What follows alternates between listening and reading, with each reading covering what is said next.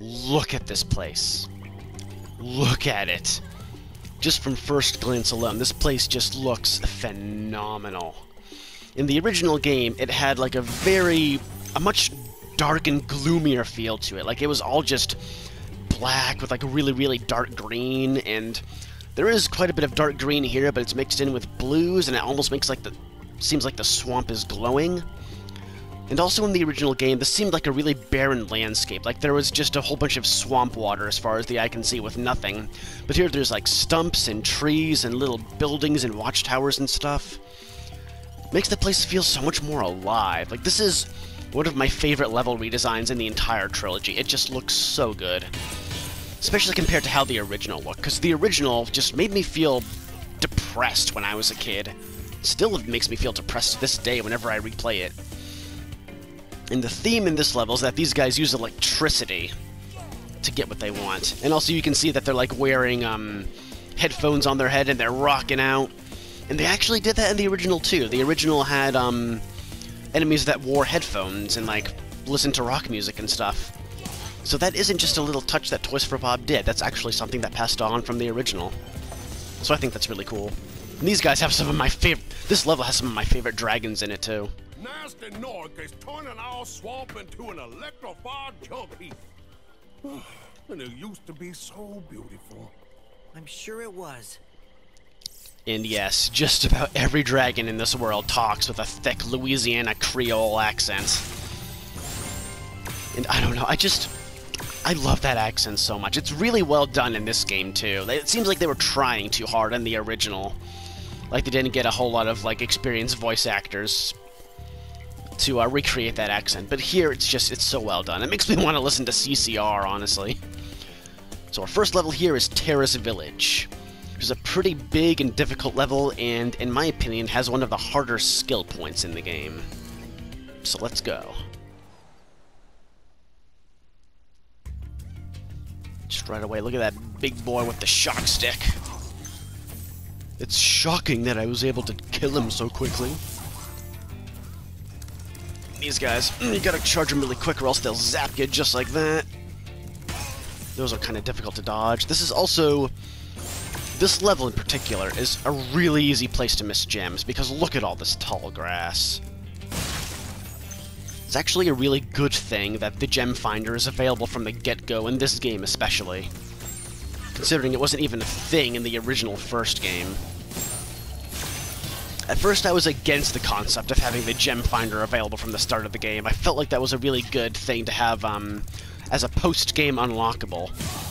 But now that I'm actually playing the game, I'm really grateful that the gem finder is a thing, because I thought that it would make the game too easy, but if anything, this tall grass here tends to make the game too hard, because it's really easy to miss gems. And that way you don't have to backtrack quite as much when Sparks can just point to any gems that you missed. Get these guys. Alright. There's all sorts of, like, alcoves in this world as well. This game has some of the best hidden areas in the game, too. Just, like, stuff that's they have to go out of your way for to get to gems. If you're a die-hard completionist like I am. At least I'm a die-hard completionist when it comes to Spyro. Most other games that are, like, really big and massive and have, like, all these extra side quests and stuff, I'm just like, you know what? I can do without the Platinum Trophy. That's fine, you can keep that.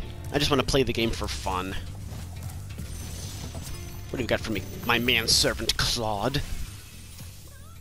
Watch out, Spyro. The Norks in these parts have discovered the power of electricity, and it really stings. And it really stings. Seriously, I'm a sucker for that accent. And this is where the skill point comes in. The skill point for this level is to traverse the entire level without getting shocked by these electric floors. And there are a lot of them in this level, and I mean a lot of them. And it's really hard to get the timing down, especially when there's like other enemies on the floor who are able to attack you and slow you down. As you can see, there's a rocket here. There's a few rockets in this level. And, oh, crap. Watch out. And you can See, there's lock boxes around here too, and there's another one right here. But we're not able to get to the rocket right now, so let's leave that where it is. And there's also a lockbox on top of that building. Keep those in mind. There'll be a test on it later. We gotta take these guys out really quickly before they're able to shock you. Let's go and go and go. Yeesh. And this is a really hard skill point when you're actually thinking about it, because you have like all this added stress, rather than just doing it naturally. And now it's time for everybody's favorite dragon, Cyprin. He just flops right down. Good job, Spyro. One day you'll be able to tell all the dragons about your amazing adventures. Sure, but what I'd really like to do is get out of this swamp. God, I remember when I was a kid, I sympathized quite a bit with Spyro on that front. And yeah, that's everyone's favorite dragon because he's so seductive the way that he just lays down. Insert Titanic joke here. These guys. And before we get to these guys, let's actually drop down to this area, which is the only way to get to these gems here. Because as you can see, if I drop down here, I'm not able to jump up. But fortunately, this loops back around to where that dragon platform is. Just a few extra gems you can get for 100%. Get all these guys before they even have a chance to react. Always satisfying. Here we go. And see, loops right back around to where I was. Also, my god, just look at this. Look at this skybox. Yeah, a lot of levels have like the skybox that has like the Northern Lights, Aurora Borealis type effect, and it looks really pretty. One of my favorite skyboxes in the game that I actually didn't address when I was there is the one in Ice Cavern, because it's like really blue and purple and sparkly and has like the Northern Lights effect. Looks really cool. Now this is one of the harder platforms to avoid getting shocked, because you need to glide to it and also avoid these guys really quick, and then get this guy. Whew. This one's kind of hard too. Just gotta time that just right and then glide right when he ends his shocky thing. And there's that done. And this is the last one. If I get hit by this, then... Okay. And I should get the skill point. Bam, there it is. Excellent. And we have the return home portal, but we're missing approximately 92 gems. And I will show you where those are. And also, I just want to point out, no skydiving over there. I think that's a nice little touch that they added there. So if I glide back over to this ledge over here, and passive hover saves the day again. See these steps kind of blending in with the environment here. And you'll see there's a lockbox over on top of that building over there. If you glide over to that area, and bear a little bit to the left here, you're actually able to go on top of these buildings, which is lovely.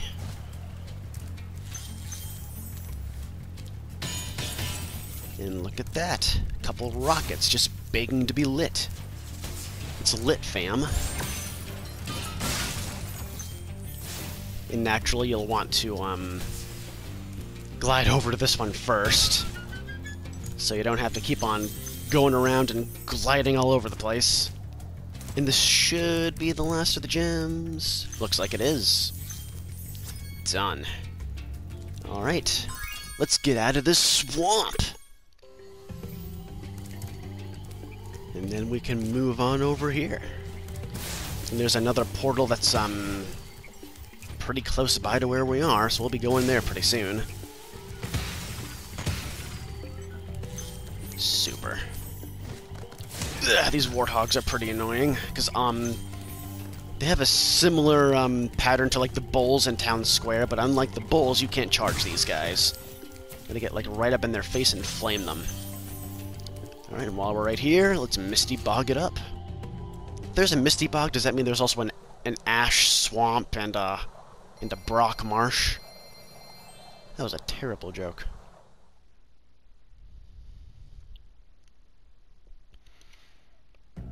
Now, the first thing you want to do in this level is follow the chicken, because he leads you to this dude, who's hunting chickens, but he will never be able to feast upon it. Oh well. And we're not going to get that chicken because fodder is incredibly scarce in this level. I think there's only one other chicken in the entire level.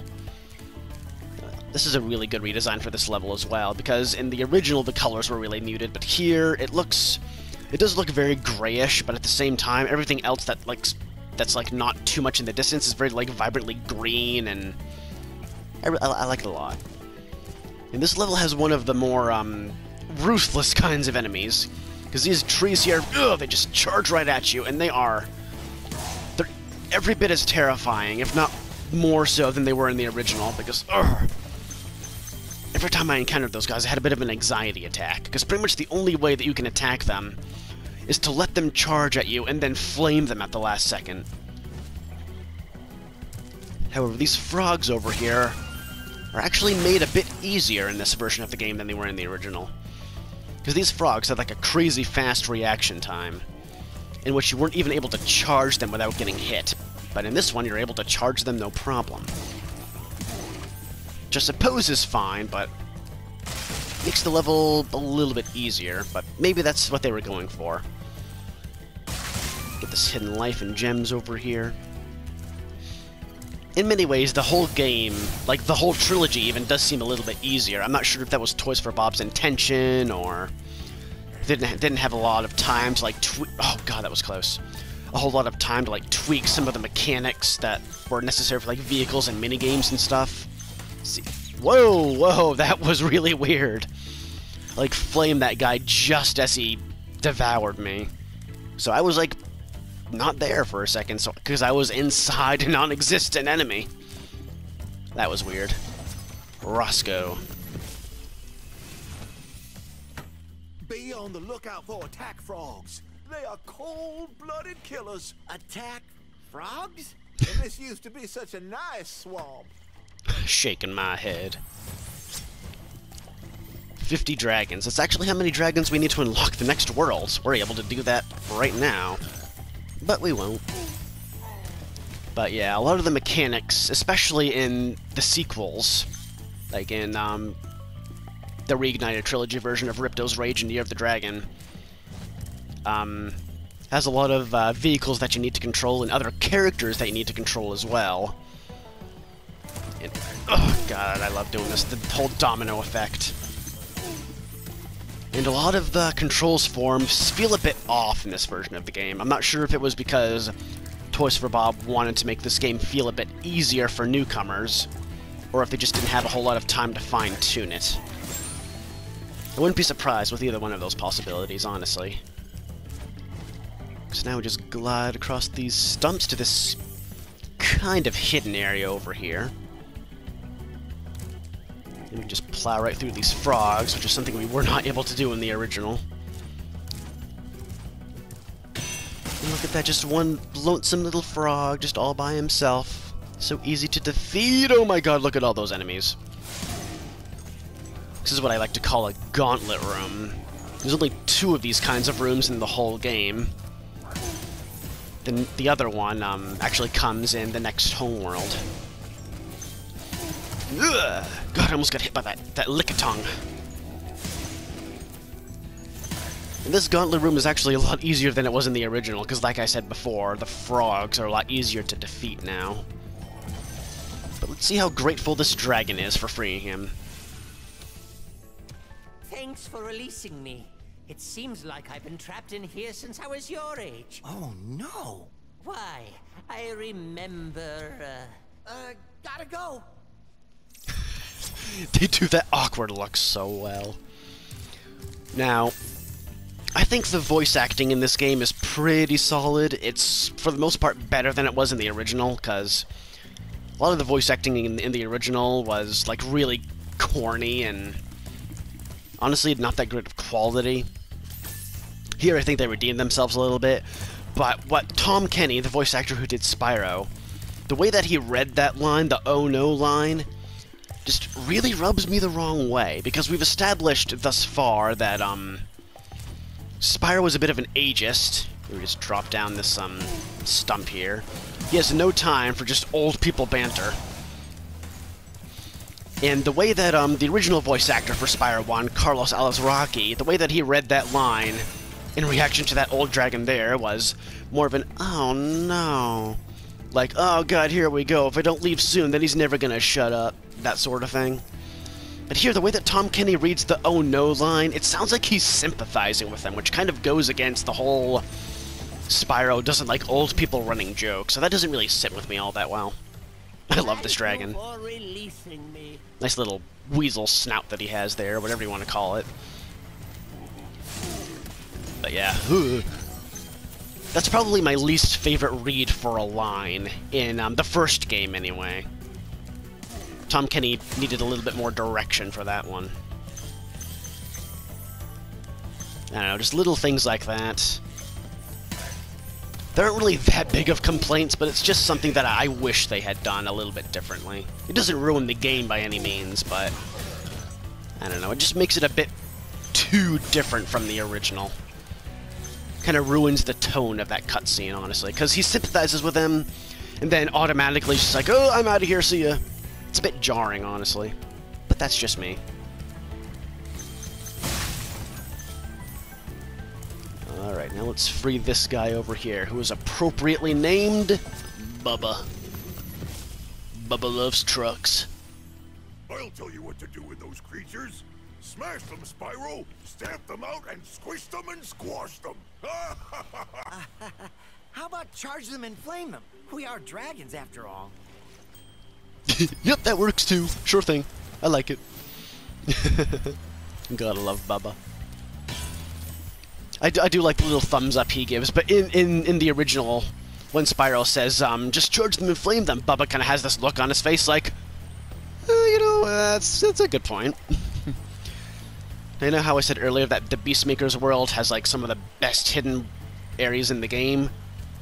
This one is really tricky. You can see that these rock formations here kind of look like steps. Once again, that's because they are.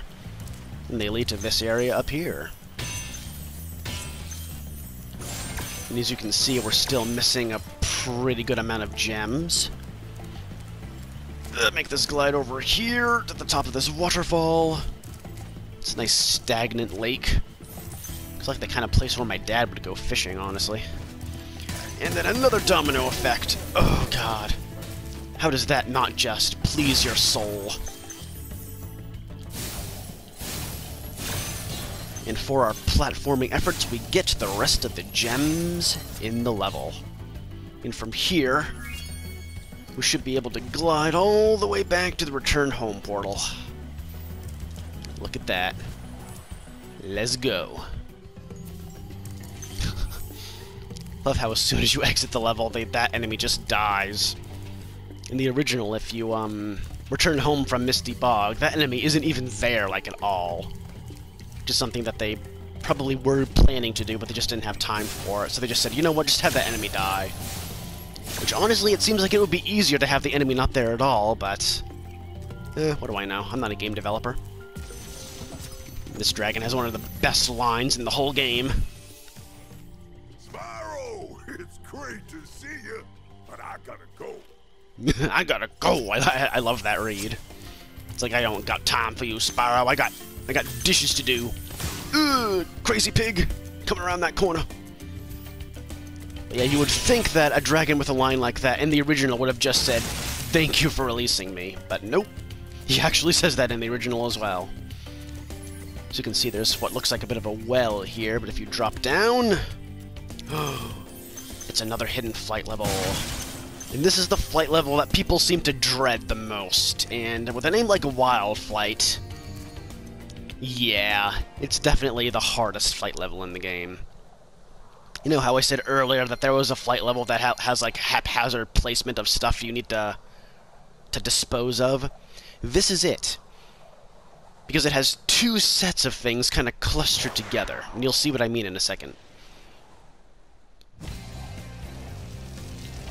Just kind of places you right in the middle of the action here. These boats and arches are kind of placed together in the same area. And okay, that was bad. Let's try that again. Yeah, it is kind of hard to get this one right.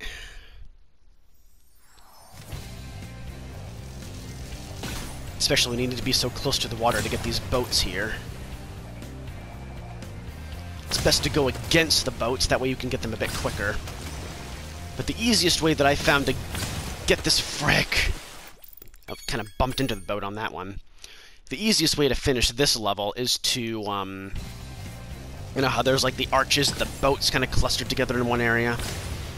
It's easiest to get them, kind of get them both as you encounter them, rather than just finishing all the boats and then going after the arches. Get like a boat here and an archway there. There's a little pattern that I like to follow to get this level complete. Then you go around and get this arch that you missed back here. And then the next boat should be on its way along. Something like that. Where's the last boat? Oh god. Whoa! Crap. Oh, almost had that. And if you're wondering how I did kind of that loop-de-loop, then, just press the L1 button. You'll do a bit of a loop-de-loop and also, reverse your direction. And if you hit the R1 button, then you're able to... God darn, I keep on doing that. Then you're able to do a loop-de-loop while going in the same direction.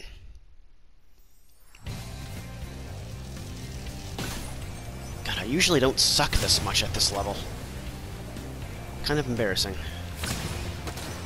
I do have a pattern that works pretty well. This level is a lot easier in the original, because... Oh my gosh, that keeps on happening! Son of a biscuit. It is easier in the original, because it has, like, a bit... The flying controls are a bit more fluid, whereas here they're kind of stiff. Takes a bit getting used to. Also, again, I think I'm sucking at this level, because I'm a bit more, conscious of what I'm doing. Oh my gosh. It's kind of hard to see where that boat is with the arch crumbling around me. This may take a few tries.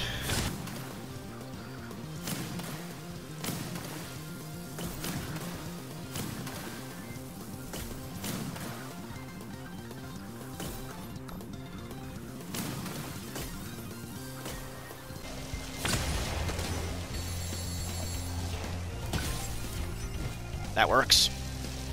There we go, finally done. And now we can get to these chests over here. Which leads us through this tunnel over here, and there's chests, and there's also a bunch of planes. And there's 2 sets of 4 of them that kind of fly around in a bit of a circle. So if you just go against them like that, they're pretty easy to get to. Let's actually finish off the chest right here. Well, I even got a plane in the middle of that. So if you just do all of that, in that sequence, you're able to finish with a pretty good time. May take a couple tries, but we'll get it eventually. And to get back up, we just ride this whirlwind.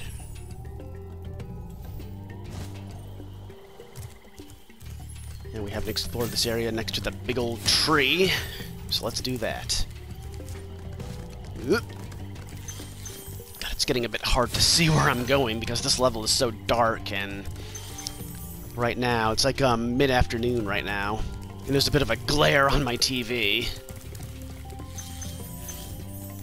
Alright, so... I get this chicken, why not? He's not hurting anyone, but I'm hurting him. There's these gems here, and this chicken who's kind of broken right now. Oh, I get like extra life out of it too. Nice. And then there's this one hidden tenor over here, and now it's time for treetops. You know how I said earlier, before I went to, I think it was Wizard Peak, that there's another level that really hammers down, like, the supercharged jumping and gliding? This is the one. It's arguably one of the harder and just all-over-the-place level in the game. It's really difficult to navigate sometimes. But I will show you how. And probably beef it up in the process. Now you see, there is a thief in this level. There's actually a couple of them. Love how these enemies look. They look like actual orangutans. They look kind of creepy in the original, like their mouth kind of just hangs open, and they look like people, which really just bothers me, honestly. But yeah, there are thieves in this level. However, they do not have eggs. They just have extra gems. However, they are really, really hard to get to. And look at that, another key. Actually, haven't found a key in a little while. I think the last key that we found was the one in the Magic Crafter's homeworld. I think. This is a level that's like... I mean, it's called Treetops, so you automatically know that there's quite a hazard of falling down off the edge and plummeting to your doom. Yeah, let's go over here. Get to our first dragon. Checkpoints are going to be a godsend in this level. Most of the dragons are like right by the supercharge ramps. Greetings, Spyro. For an amazing Spyro. tour of the treetops, don't just stop at one supercharge. Another very good hint, and one that's going to take a bit of quick reflexes and good steering to master. I'm actually going to show you how to do the supercharge course right now, if I can. Because see, there's a platform over there with a bunch of enemies and gems. We're going to ignore that for now. Now, the only way that you'll know for sure to, how to do the supercharge course correctly is to actually, when you first encounter that thief, like, get right on his tail and actually follow him, and he'll actually show you where to go. But since I have played this game a few times, I know where to go already. So jump over here, kind of green to this supercharged ramp down here, go to the right, hop off this one, get on this ramp, and then glide over here. May take a few tries, but that's how you do that.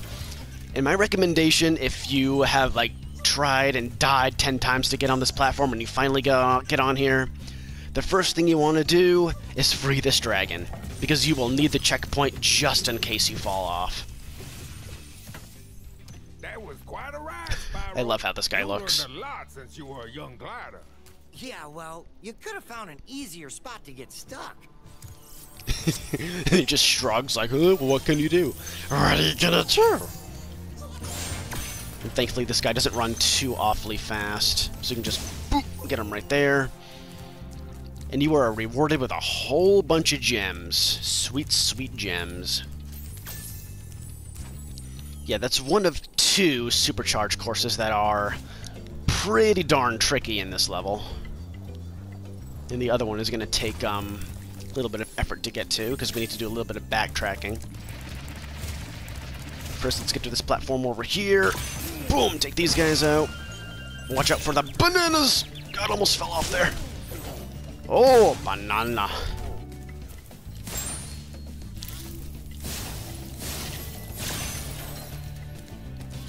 Never thought to use a banana as a weapon. I do now. And with this supercharge here, you actually don't want to glide to the next platform, but rather jump and keep on charging so you can get that lockbox.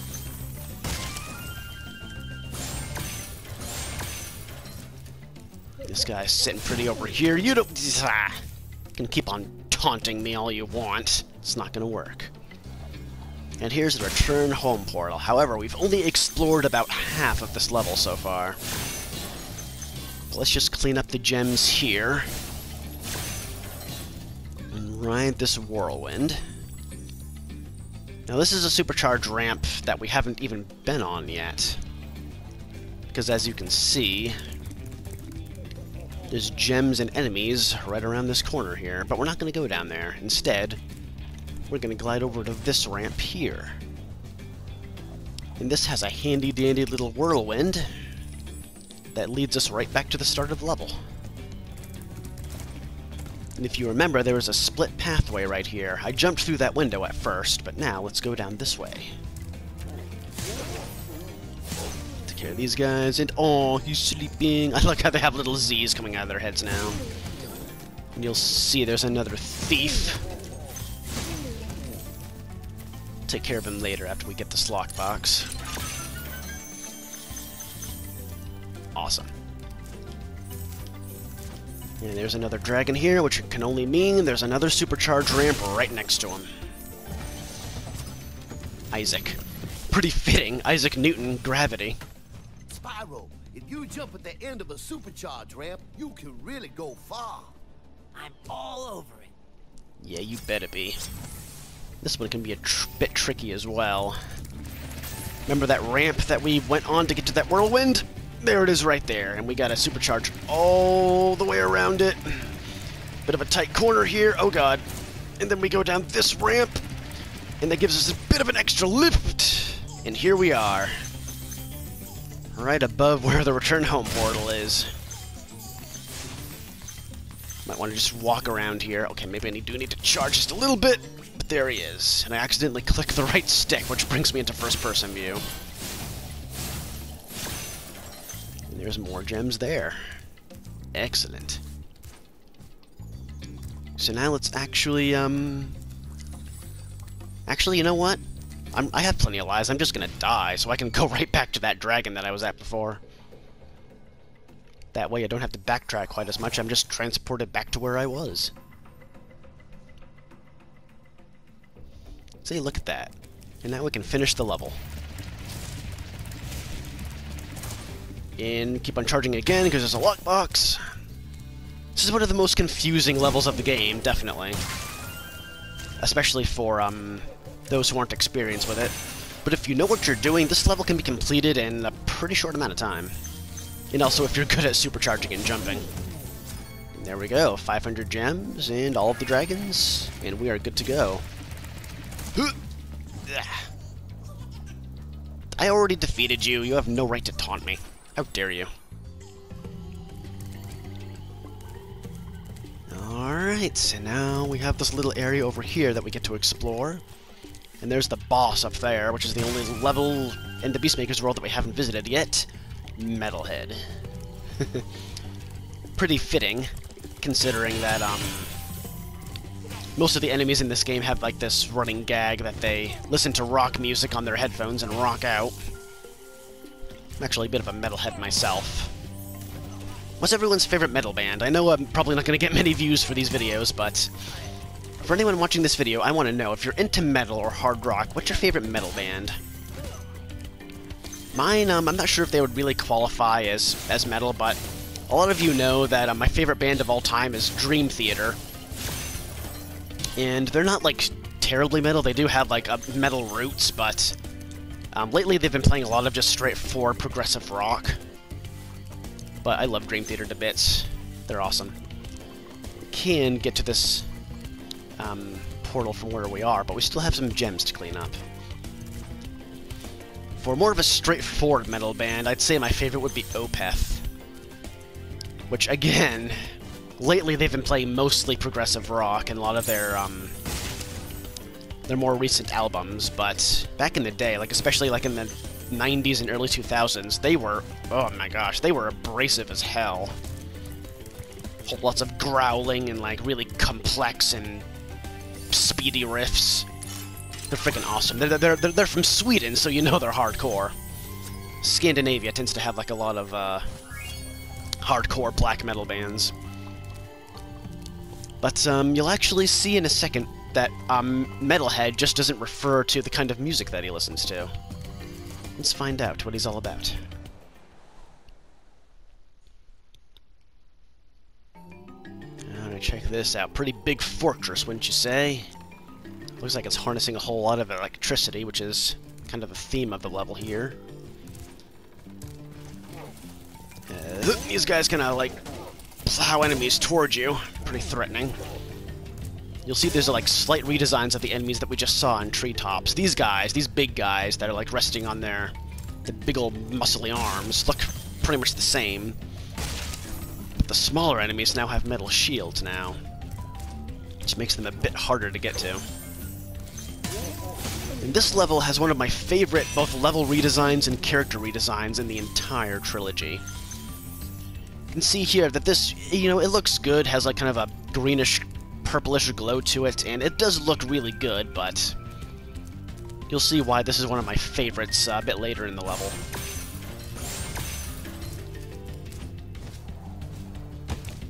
And this level also has one of the another really well-hidden secret areas. See this down here? That's the little platform we can rest on. If we time our glide just right, or not, we can get to this area over here.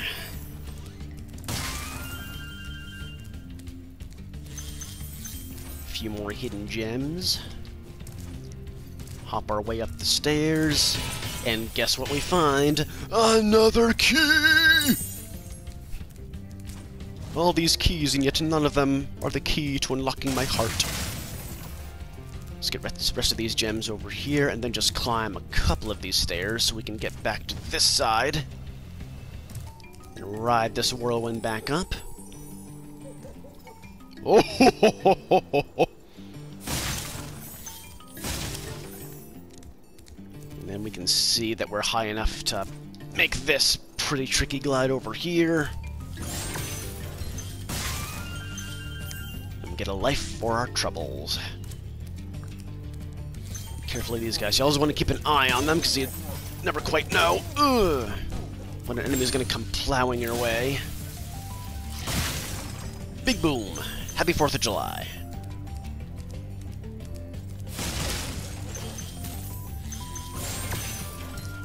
Alright, I think we've got everything on the base here, so let's climb these stairs. Carefully, these guys throw in their nanners.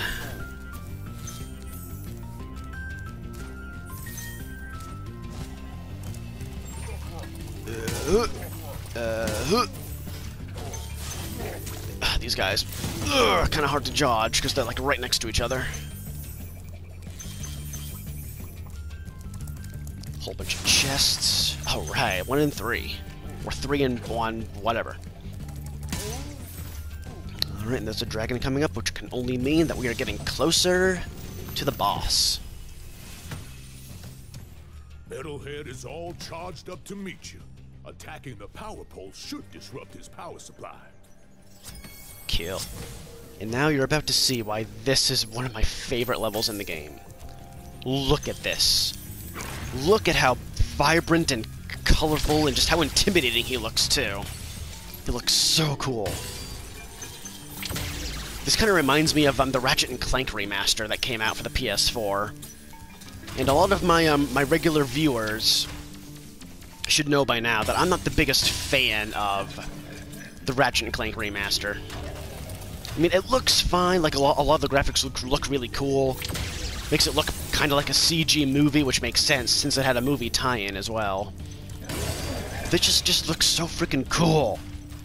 And it's also fitting that it looks like Ratchet & Clank because the original developers of the Spyro trilogy are Insomniac Games, which is the same company that is now doing pretty much all of the Ratchet & Clank games. Now, there's also a skill point in this level for defeating Metalhead without taking any damage, and I'm pretty sure it's the same instance as Dr. Shemp, whereas that only counts when you're in the middle of the battle. Let's climb up these steps here so we can get this lockbox really quick.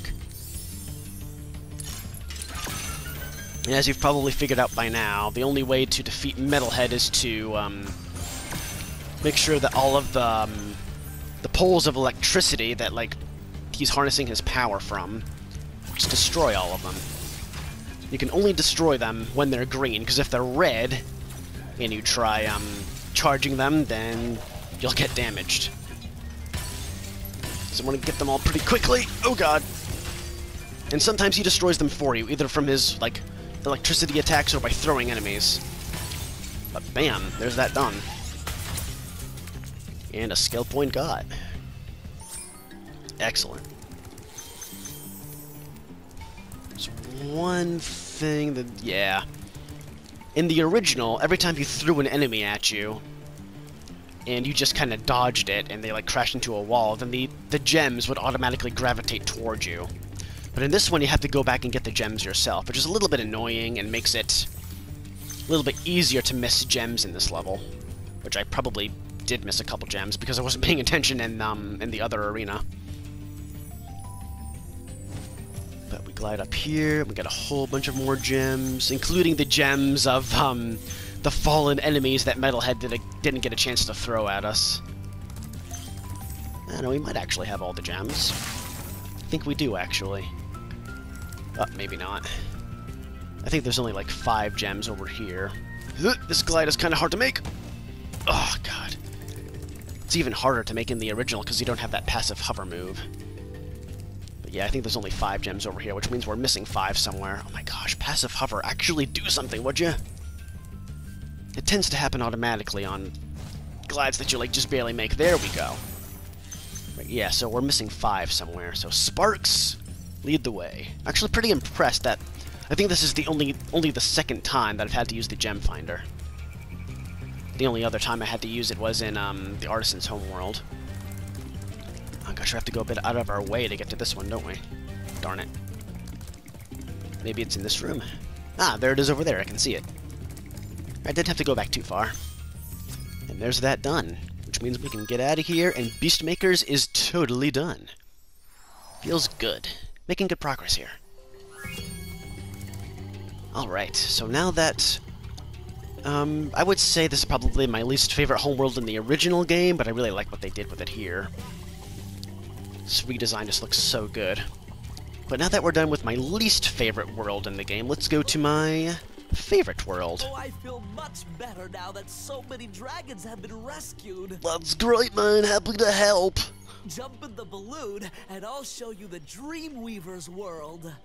Are you ready to go? I am so ready, because the Dreamweaver's world both has great redesigns, and it's just, oh, it looks so cool and has so many cool mechanics.